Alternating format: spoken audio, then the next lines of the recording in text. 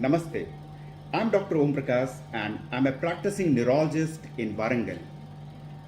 Today is 21st of September and we celebrate it as World's Alzheimer's Day to raise awareness about Alzheimer's disease. Alzheimer's disease is a disease of brain which affects memory and other cognitive function of brain. You may be surprised by knowing this. There are 40 million people who suffer from Alzheimer's disease worldwide. But why it is important to talk about Alzheimer's disease? Because sadly, we don't have a cure for this. And there are very limited medicines which are approved for Alzheimer's disease till date. So can we do something for Alzheimer's disease?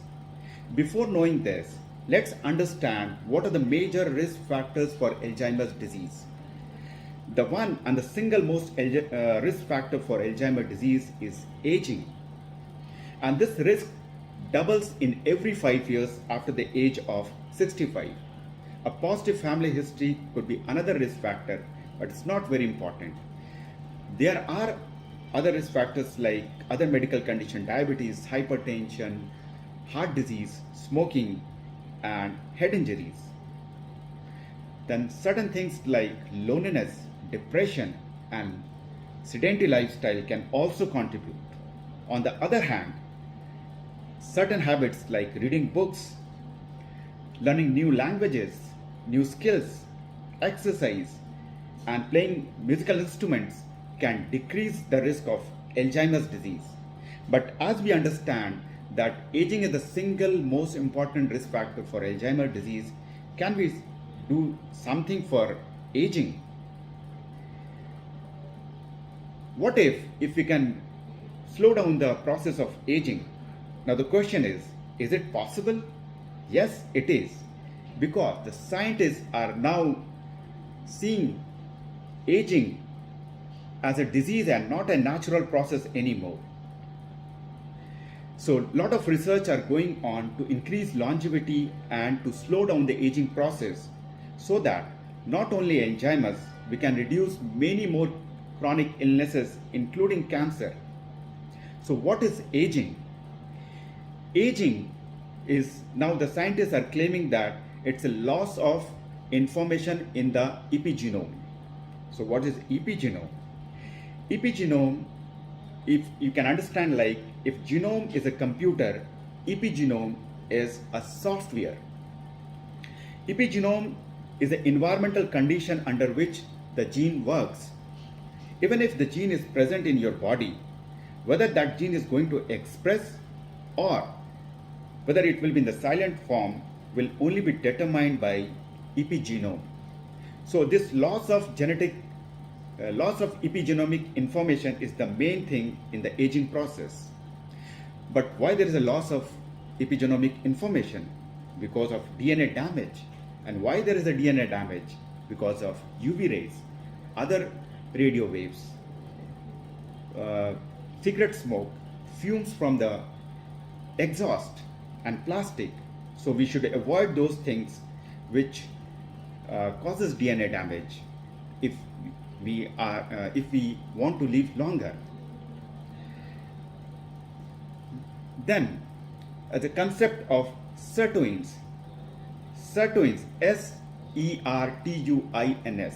Sirtuins are protein which protect cell from damage and death.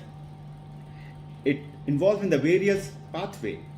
It helps in the cellular repair and it slow down the cellular senescence and increase the longevity. So how can we activate our sirtuins? There are 3 methods.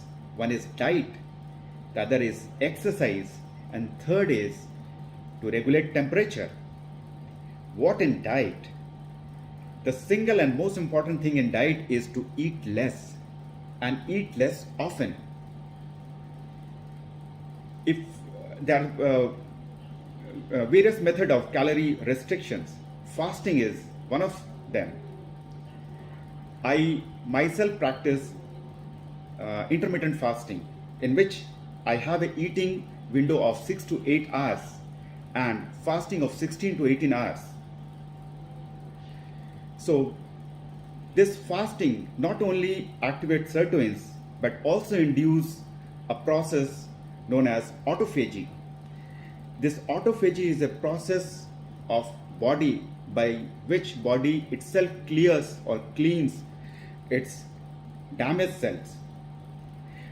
This autophagy not only help in longevity but also reduces the risk of cancer. The other thing is exercise. How exercise is beneficial in longevity.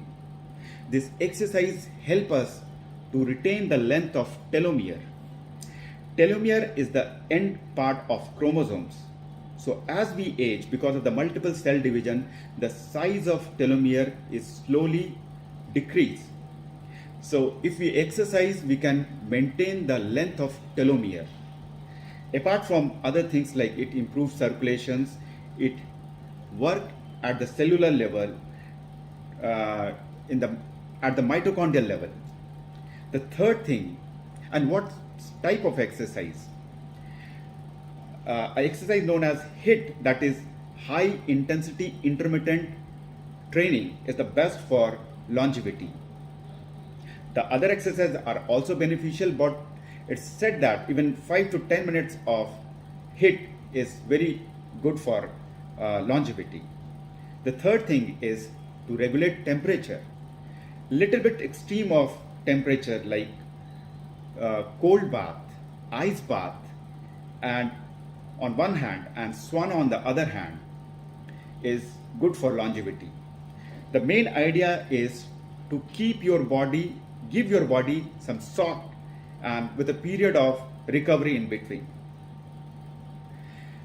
Then there are certain supplements, drugs like NMN, that is nicotinamide mononucleotide, because sirtuins require NAD for its action and we cannot take NAD as such. So the supplement is NMN, nicotinamide mononucleotide.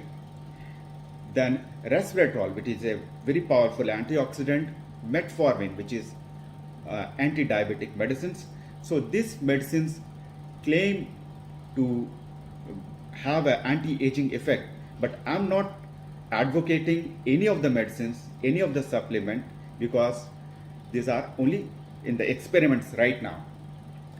If you want to know more, I can recommend a book that is Lifespan by David Sinclair. So I think World Alzheimer's Day is one big way to take a pledge to take care of our brain and to keep ourselves young and healthy so that we can delay or we can reduce the risk of many chronic illnesses including Alzheimer's disease. So stay young and stay healthy. Thanks for watching.